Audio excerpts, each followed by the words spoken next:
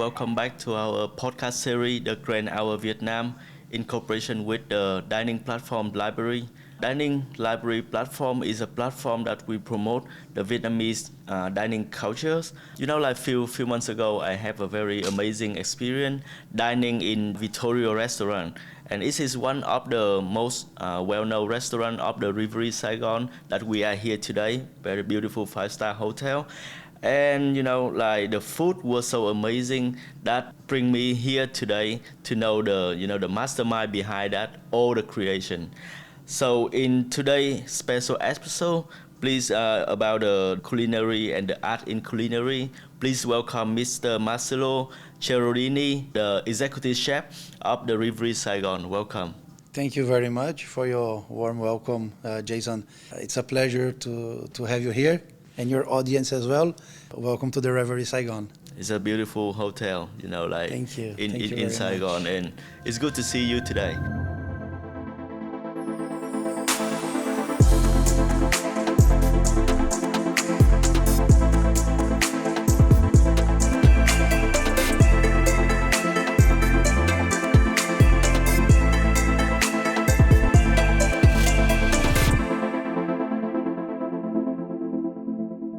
So first of all, we're gonna talk a little bit about your personal story. So how long have you been in this industry, and what occasion that bring you and make you attached to it? I joke with my friends. I've been in this business since I was a little child.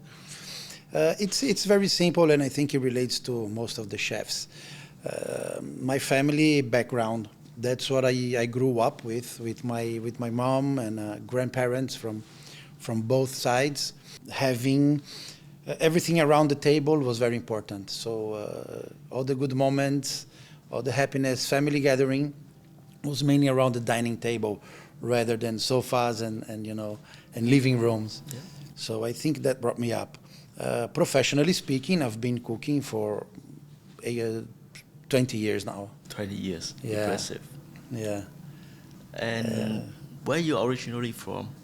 I was born in Brazil. I'm from São Paulo. São Paulo. A lot of people, especially in Asia, they say, but how come your last name? I come from an Italian background family.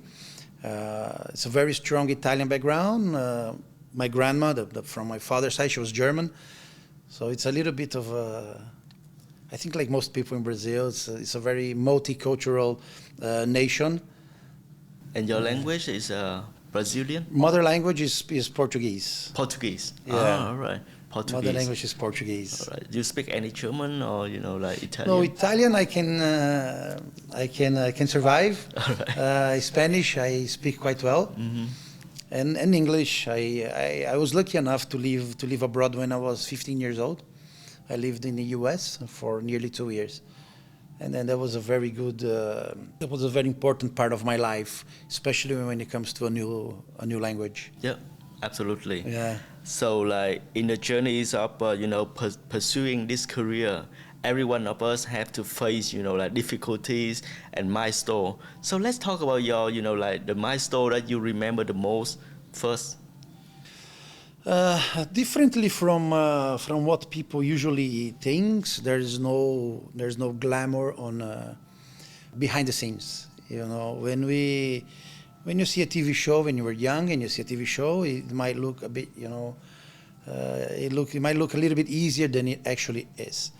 The wages in the kitchen they're not the best compared to other careers. But indeed, it is yet not the worst. It's not bad. You really have to have passion. You really need to. If your expectations are only financial, and then that's a big stone on the way that you have to consider that you really like to do it.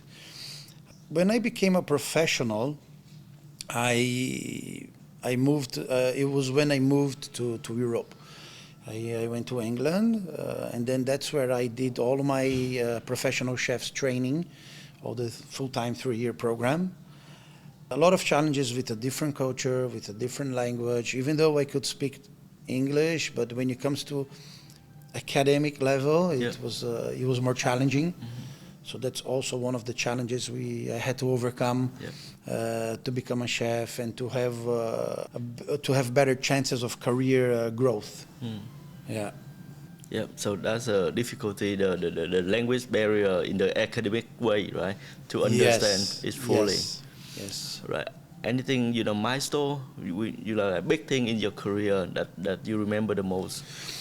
That is something that impacts up until today, and I think it will continue to impact up until we work in the hospitality industry, not exactly only in the kitchen.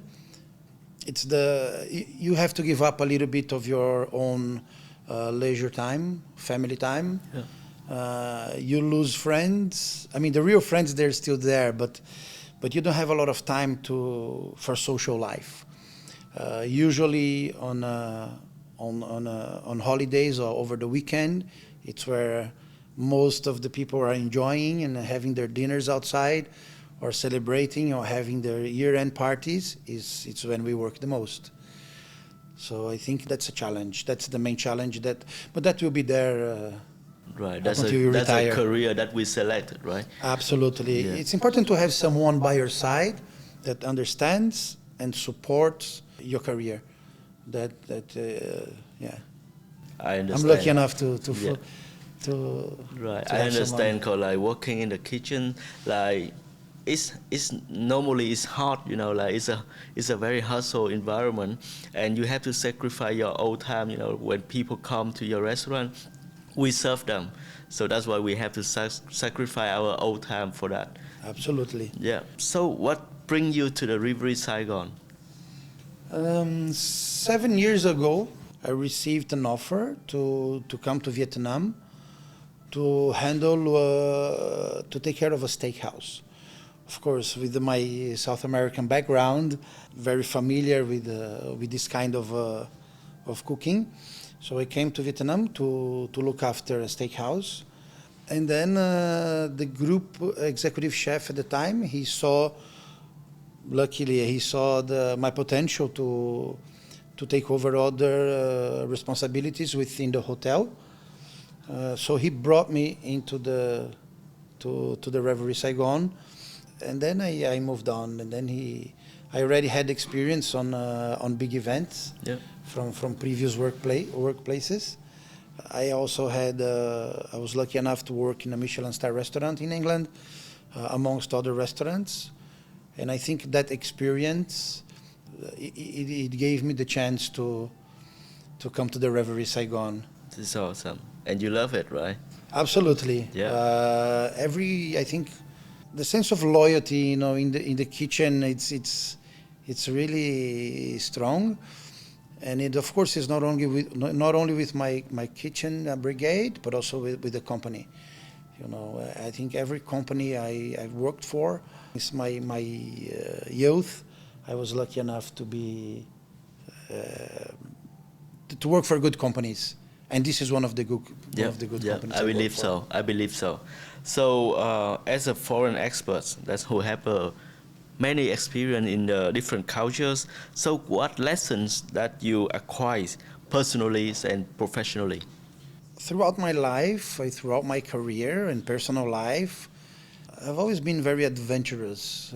I've always wanted to travel. I've always wanted to meet people. I think it's one of the best personal development. You learn so many things when you step into a different culture. That's right. You have to respect the culture. You have to be humble. You have to be open to try new things. Of course, in my case, food it comes first. But it's not only that. You have to be open to try to be part of whatever you're living. To try to blend, and this is something that comes naturally to me. When it comes to the professional side, it was for me the perfect match. It's something that comes from my personal self, from me to. So when it comes to trying the new culture, the new flavors, for me it's amazing. Mm-hmm. I only take a good experience. Right. Like food is a part of the culture. When we go to any country, the first thing I search for is like, what food that should I eat, right? So food is very important, and it's definitely a very important part of any cultures.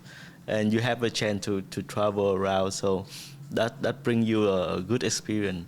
I think a lot of aspects from each culture, it reflects on the food a lot. Yeah. Yeah, I think the food represents cultures in a very strong way. Yeah, I agree. Of course, the way food is served, the way it's presented, the way it's eaten, it's different from country to country, from society to society. Even within the same country, you can see different ways of serving and eating and gathering and celebrating. Beautiful. Yep, I agree. So now we're gonna move on to the second part, which is we talk more, like more about the professional side of yourself. So recently in Vietnam, there has the Michelin guide, right? So Yeah. have you ever noticed about Michelin guide in Vietnam, and what is your thoughts about Michelin guide in Vietnam? Yeah, absolutely. The expectation for the Michelin guide to arrive was very high. As I said in the beginning, I've been here for over 7 years, and you can see a lot of changes within the hospitality industry, within the restaurant business. There are people doing amazing job, and long deserved Michelin award or selection, but finally it came. Finally, we have the Vietnamese food scenario moving next step. It's been, as I said, long deserved. I think we will benefit from that. I am very positive. That we will benefit from starting to have Michelin awards in Vietnam. Vietnam is known for, food in Vietnam has always been unattractive. So yeah, I'm happy to see. Yeah, and it must be the great size of the development of Vietnamese, like food culture, right? Yes. I really hope it will bring not the direct benefits of having having Vietnam on the map of Michelin, on the eyes of more people. But I really hope that it can bring much more than that. That it can bring, for example, nowadays I feel a lack of or not enough qualified staff, to handle. They rely mostly on the restaurants and chefs training. So I think, the country or board of tourism, they can take this advantage. And I think you need a little bit more investment towards the hospitality industry, towards food and service and wine and coffees and. That's right. So, like before, you said that you was in England, Yeah. and you work for the Michelin selected restaurant. Yes. So I want to know about that experience. That how the food evaluated at the Michelin, like standard. Yeah, the Michelin award. Okay, the Michelin Guide. They have a few different aspects to the benefit of the restaurant and mainly the readers. Okay, so to be selected, it's important to make clear that we have been selected to be featured on a Michelin Guide. That doesn't mean you've been awarded with a star. Okay, so there's a few different things. So you have the selection, you have the Bib Gourmand, you have 1 star, 2 star, or 3 star. Every star they will demand something different from the other. At our level, food, of course, plays a very important role. I think most of the focus is on the food, but not only. That's very important that people understand that a Michelin star restaurant is not only awarded for its food, it's also awarded for its offer, for the experience, for the standard, for the consistency. You have one Michelin star that you go into a restaurant, tablecloth, air conditioning, Yeah. 3 servers only for your table, a sommelier, a barista, and so on. And you still have restaurants like J5 Bangkok. Yeah. Okay, she's well deserved a Michelin star, Right. and yet you have to queue up for an hour to get your noodle or whatever. Instead of give queue up, I give up. Well, but it's interesting, because she's there day and night sweating, and it doesn't mean she doesn't deserve, just because the other 1-star Michelin, they offer a different experience. So this is interesting, especially in Asia, where the street food and that culture, is so strong. So I think the guide is also taking into consideration those aspects when they come, especially to Southeast Asia. When you Hong Kong and Singapore and Bangkok and Ho Chi Minh City and Hanoi, they have this very peculiar, strong culture of beautiful. That's right. So in short, like we have 2 different things, right? Michelin selected and Michelin award is completely different. Yes, you are part of the same guide. You are already showing a higher standards than the overall competitors, or not even competitors, but the overall market to be in the Michelin. For the first award, I think the 4 restaurants in Vietnam that have been awarded, beautifully deserved, with all the merit. But of course, people have different opinions. There were other restaurants also deserving a star, and the guide thought that it's probably not the moment, or whatever reason they have. But the overall picture, positive. To have the guide here, very good. It's a good start. Start. Absolutely. Yeah. Fantastic.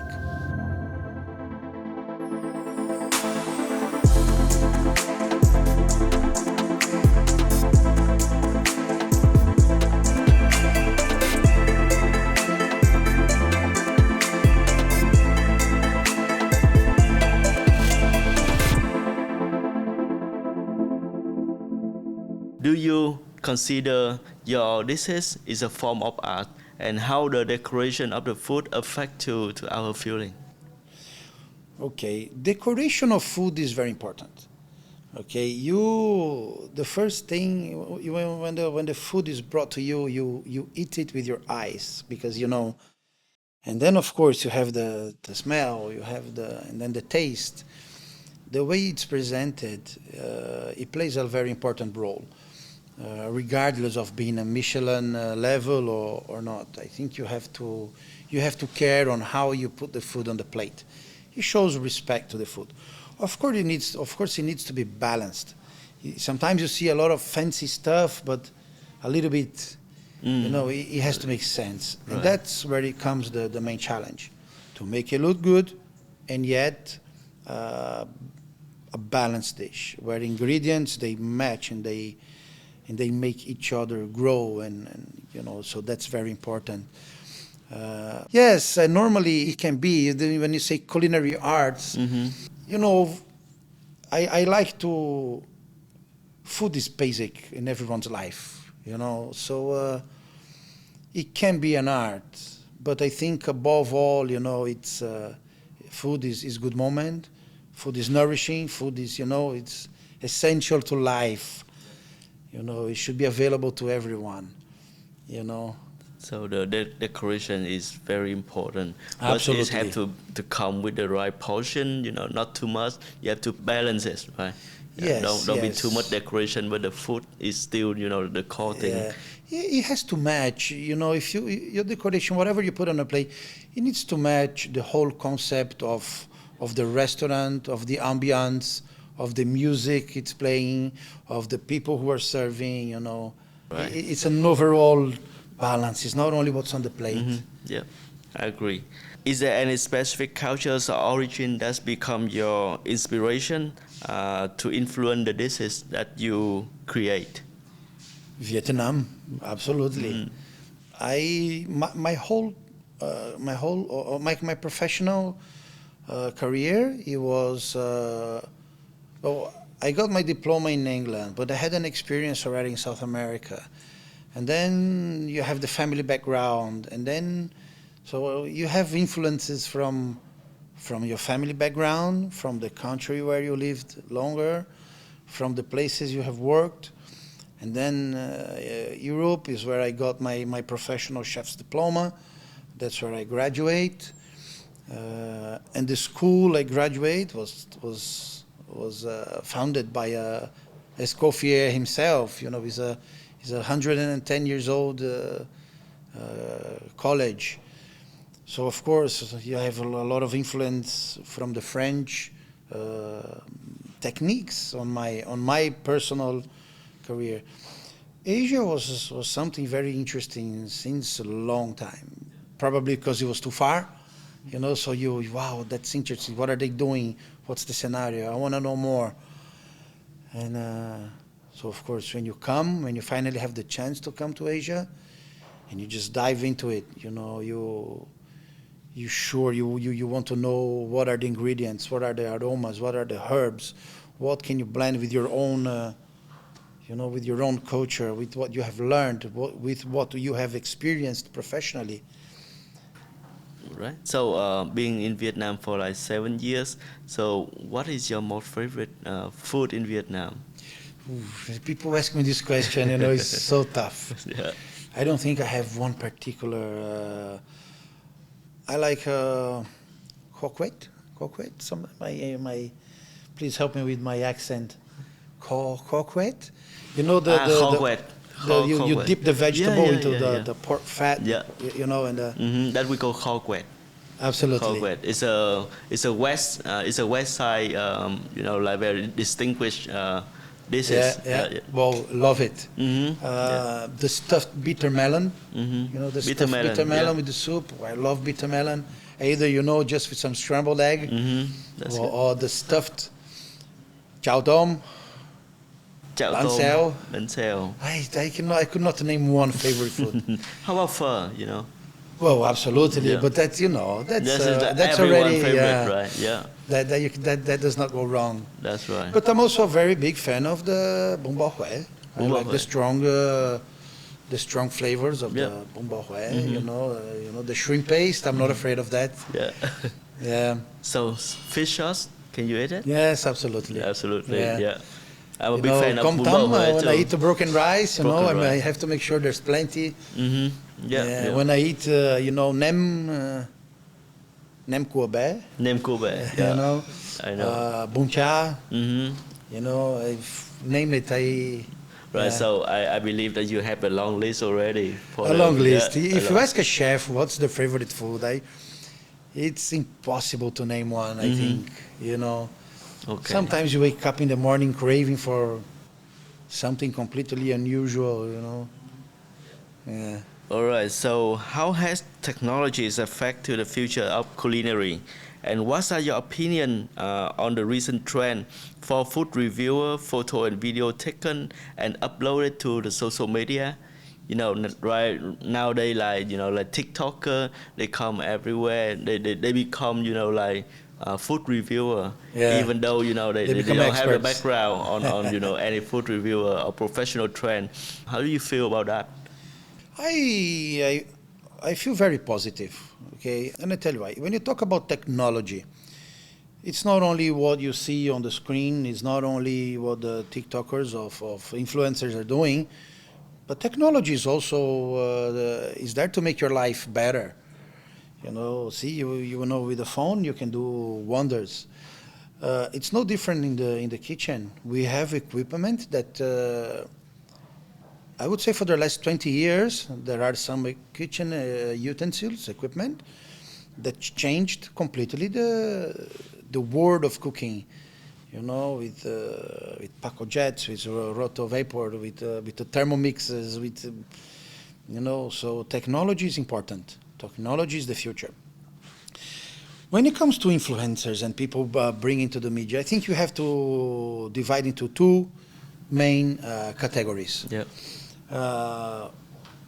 The genuine ones, that are looking for a content, and they do their reviews based on their true experience. And there are those who get paid to review your place. Right. Nothing wrong. I think it's good. It's a niche. It's a job that is out there, especially for the young generation. And people are making loads of money and raising their families on social media. Right.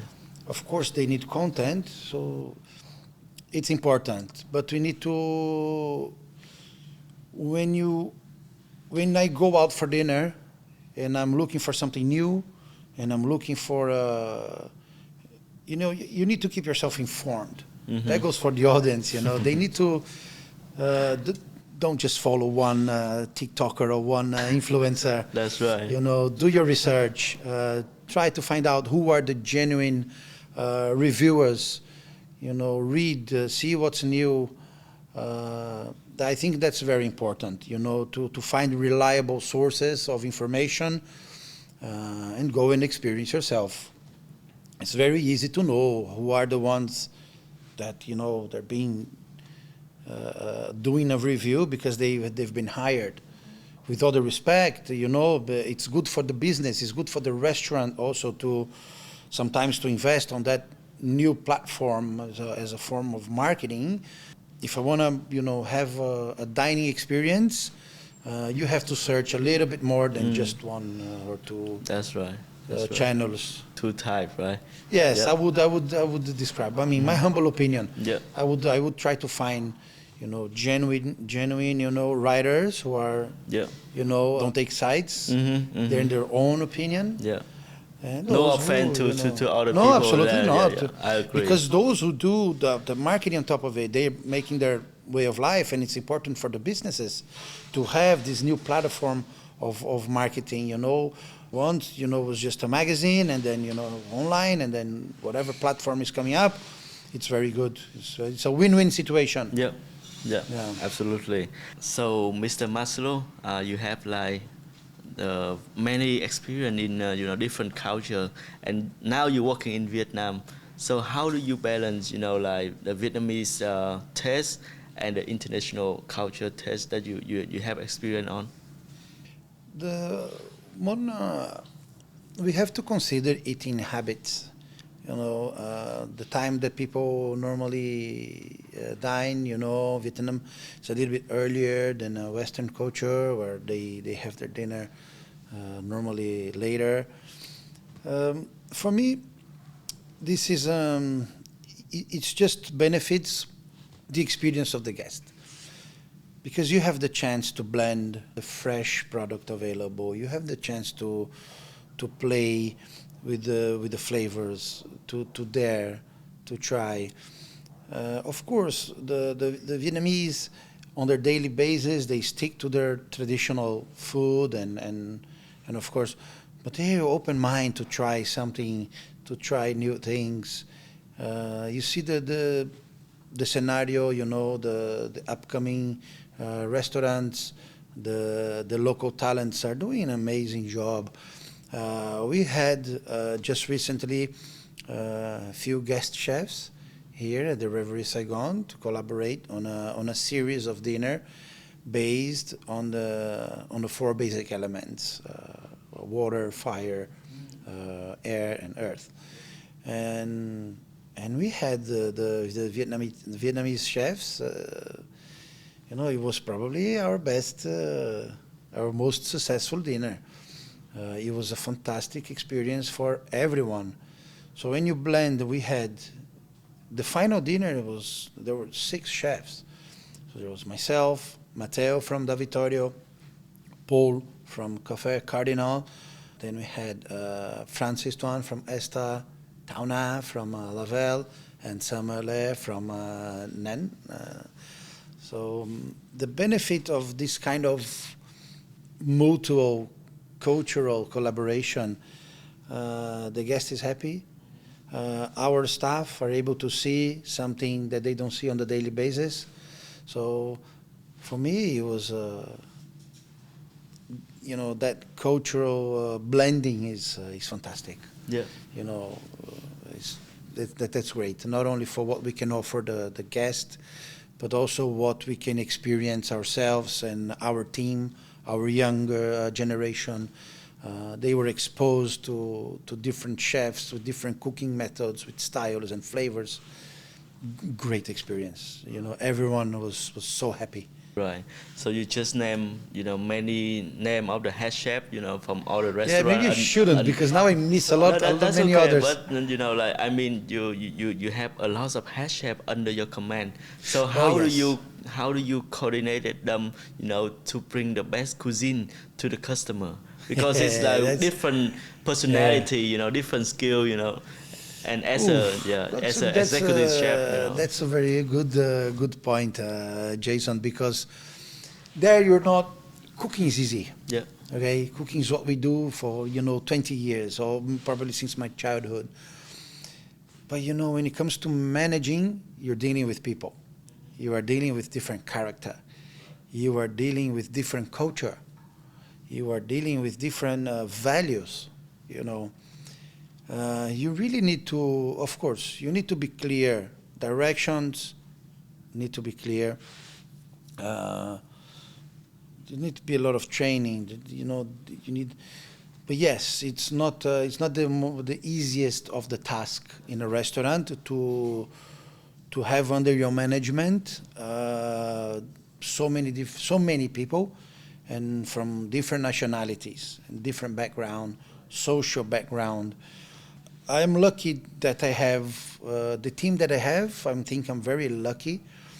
Matteo, the chef of Da Vittorio, with his experience, with his background from Da Vittorio Bergamo, the headquarters, and all this Michelin star background. Very, very, very little input comes from me. He takes full initiative on his menu. He takes full pride on his recipes. I have to make sure that, and it's the same thing for Chef Paul. Chef Paul is from Corsica. He's a French guy, also with Michelin star background, France, renowned restaurants. So they both have the good initiative and ideas and creativity. So very little input I have to do when it comes. Not to mention Chef Ricky. I think the moment, earlier today we were talking about the Michelin selected restaurants. We have total 3 restaurants in our, under our management. We have Da Vittorio. We have Long Chiu, Royal Pavilion, Cantonese cuisine with Chef Ricky. Mm-hmm. Chef Ricky is amazing. Yeah. I think we have the best dim sum in town. Mm-hmm. We have a fantastic team there. And Vietnam House, which is not within the building, but it's also under the management, also doing a fantastic job. So, I'm lucky to have these guys on board, because I just have to make sure they have everything, to perform well. When it comes to hiring, when it comes to a training program, when it comes to equipment, when it comes to utensil, and that's what I try to do. Right. So as you just say, congratulations on having such amazing team, under your command. Thank you. Yeah, and being a executive chef of the various restaurant already, so can you please share more about your skill and experience needed to achieve this position? I think, like every career, you cannot expect that you will get out of school and you become a leader from one day to another. To be able to lead different multi-outlet operation, you certainly need to have a past, in the kitchen. You know, you need to go through every step, you know, of a kitchen brigade, you know, to understand the whole scenario, you know, from Dishwasher, you know, sour exactly, chef, you know, yeah. like, you know.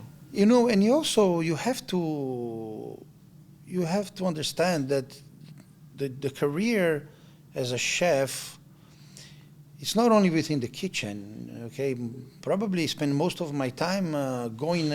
You know, I don't stand in a lot of paperwork. You know, there's also numbers, figures that we have to care when it comes to this position. And the career in the kitchen, you know, you have to answer, who are your suppliers? Where does your food come from? That's right. Where does your product come from? Is it sustainable? Is it full of pesticide? You know, no. Is it more organic? Where do we stand? You know, and then when you grow up in the kitchen, you need to go through every single step. I was lucky enough to work in different countries and learn and take the best out of each leader that I had in the past. You know, no one's perfect, of course, neither am I, but you try to take what's best from everyone. And then your experience will tell you, will guide you. You will go, you know, things happen. Of course, you need to wake up early, you need to be committed, you need to have your passion, you need to study, learning is a continuous process, you know, you need to check what's trendy, what the people are doing around you, what's the new technology coming up, what's the new ingredient that suppliers are bringing from abroad, or what's the farmer growing. You cannot stop, you know. So I think that's the most important, to be able to manage different outlets. It's to be open-minded, is to make people understand that you know, there's a leadership, that there are rules to be followed. You know, nothing's imposed, everything's shared, and, you know, just make sure it's clear. You know, if everyone understands, it will be a smooth operation. Okay. So for the next generation, you know, if they want to be the executive chef like you, so any, you know, advice from you? Should study to be a doctor or something else, engineer. No, look, I'm very happy where I am. I'm happy to see that my effort and my commitment and my hard work and all the time I spend away from my family, the time I spend away from my colleague, my friends, my son, sometimes missing the few steps of his development. If it's paying off, you know, I'm happy, you know. You need to be, education is very important, quality education, you know, training, a lot of training, good lecturing. You have to perceive, you have to, you know, have to be committed. You need to put effort. Nothing happens, you know, If we nothing don't, falls from the sky. Yeah. You know, you really need to put a lot of hard work. And if you do that, you know, things will happen. Yeah. You know, things will naturally happen. Thank you for your advice. So a little bit about your personal preference. So spending most of your time in the kitchen, creating astonishing dishes. Do you enjoy cooking when you are at home? When I have time to be cooking at home, yes, I do enjoy. People, it's very funny because people say, friends, they say, we wanted to invite you for dinner, but because you're a chef, we are afraid, we don't know what. You know, if you invite a chef to your home, you know, don't worry, you can cook whatever. We eat anything. We are open to try anything. So we are the most easygoing people to eat. We don't judge, right? You don't judge? No, not at all. We try. Yeah. You know, we are very open-minded, very flexible. No, we eat anything. Right. Most of the chefs. I like to cook. I casually. Unfortunately, I don't have much time. I would like to probably to cook more, but usually when I have a day off, not every day off, because of course, you know, I know. And I want to also have the chance not only to rest but to try whatever is new in the market, to try my colleagues, to try my competitors, to try to go and taste food around. But no, I do like to cook. My wife does most of the cooking on the daily basis. But yeah.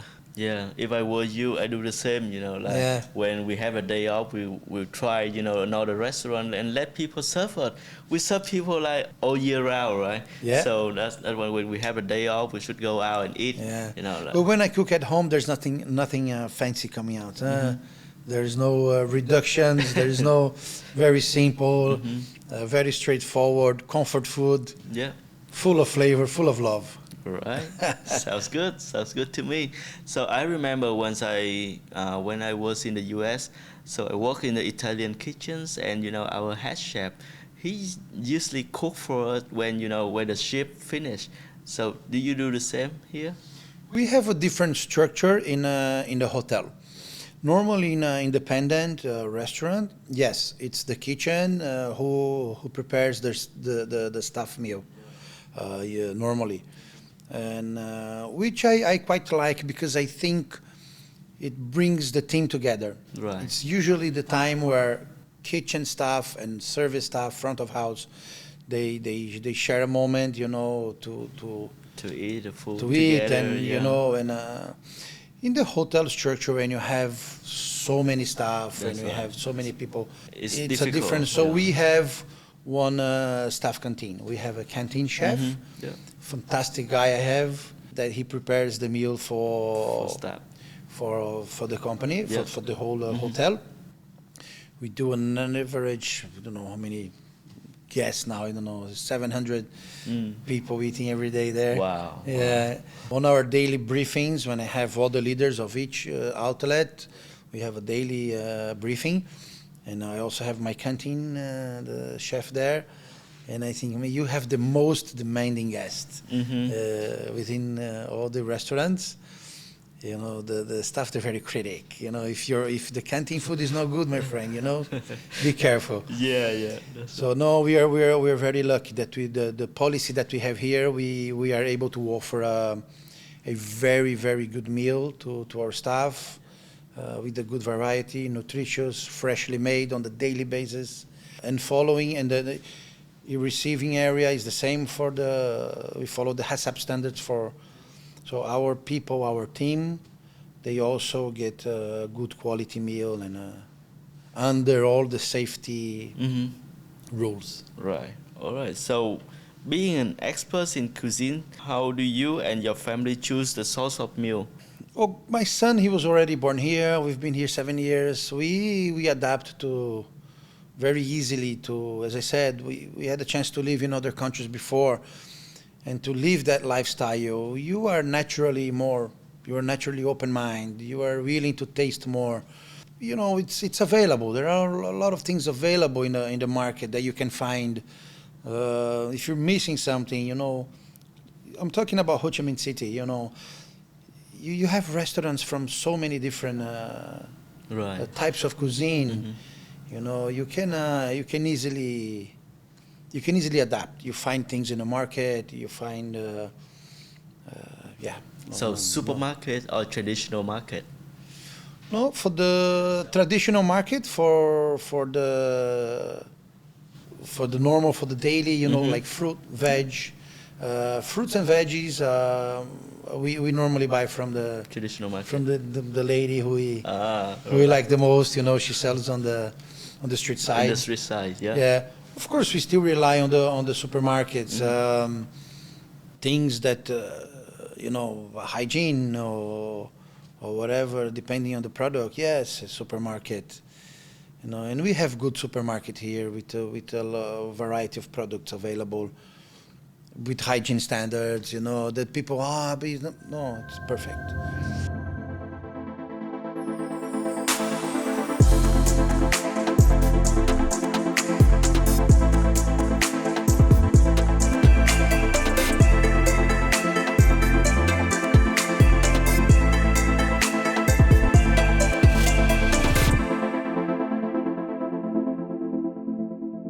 So I think we come to the last questions of the of the interview. Already, And that now was we're fast. gonna move on.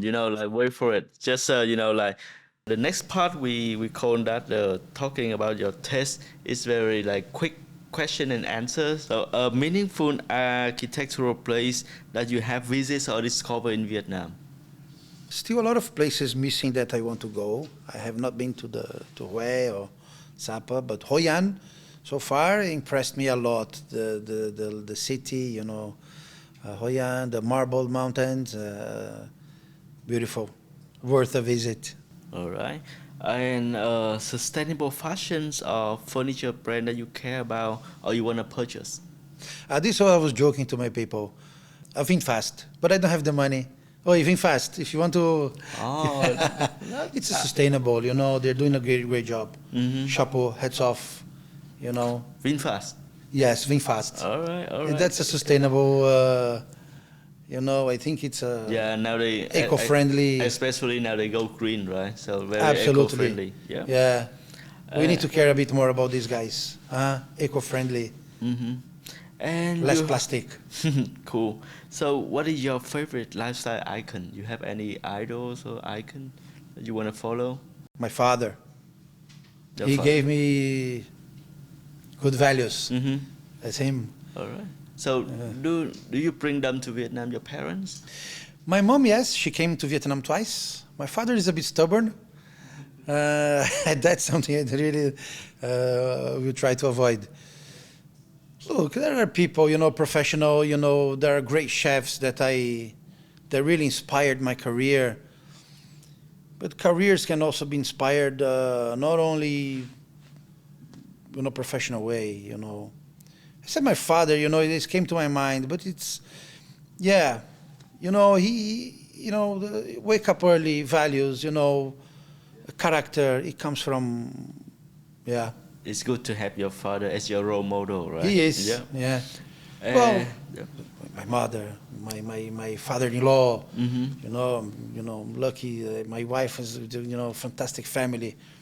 It's very important. For me, it's important. Yeah.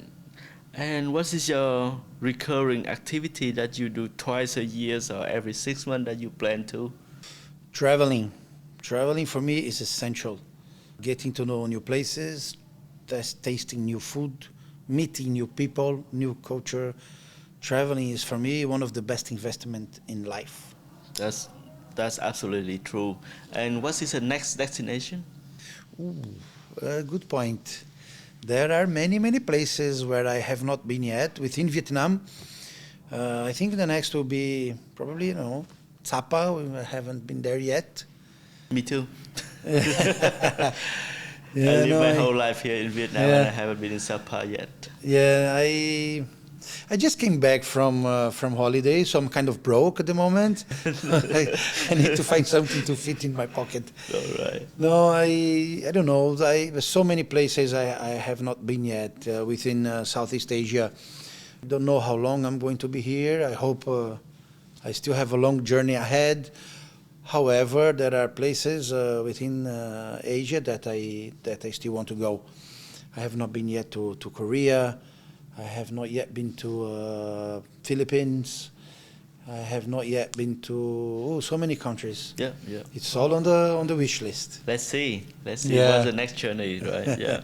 And tell us a little bit about your living space. I don't need much. I need a good space on my toilet. I like.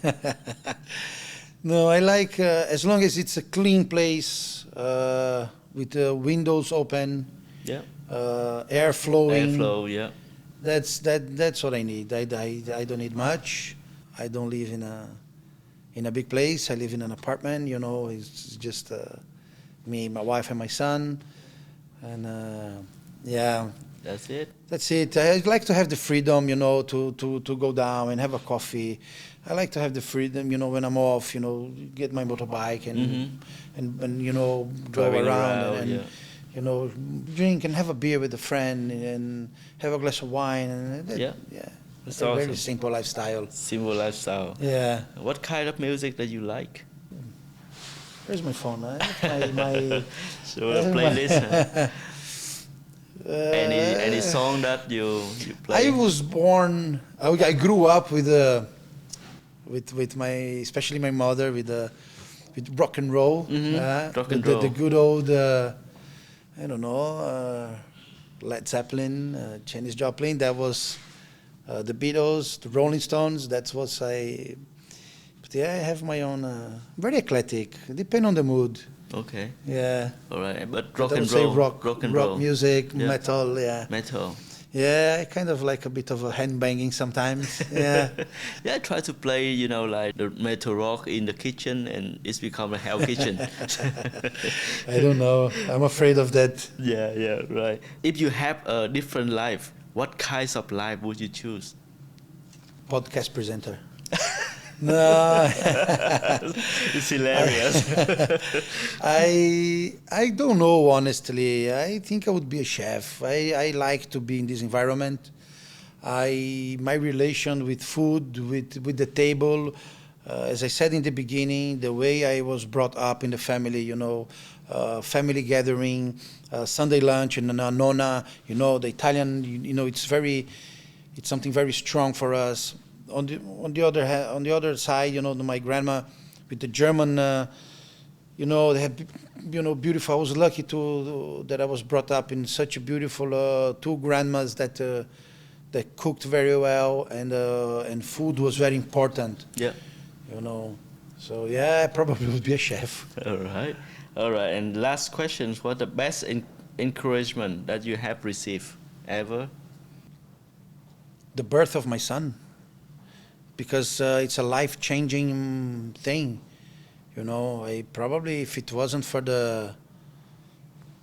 I would combine probably my marriage and the birth of my son, because if I didn't have the wife I have, probably my life would have taken a different turn. Yeah. Years ago. I think she is probably the most important part that brought me to where I am today. If I'm sitting here talking to you about my career, about our restaurants, she plays a very important role. Yeah. Probably, if not the most important role. Beautiful answer. And this is the last question of our interview today. So, Mr. Marcelo, thank you, Mr. Marcelo, for your interview today. And I'm very happy to be in the Reverie Saigon, beautiful place. Thank you for being our guest today, and see you guys in the next podcast series of the Grand Hour Vietnam. Thank you, Jason. Thank you for being here, and thank your audience. Welcome to the Reverie Saigon.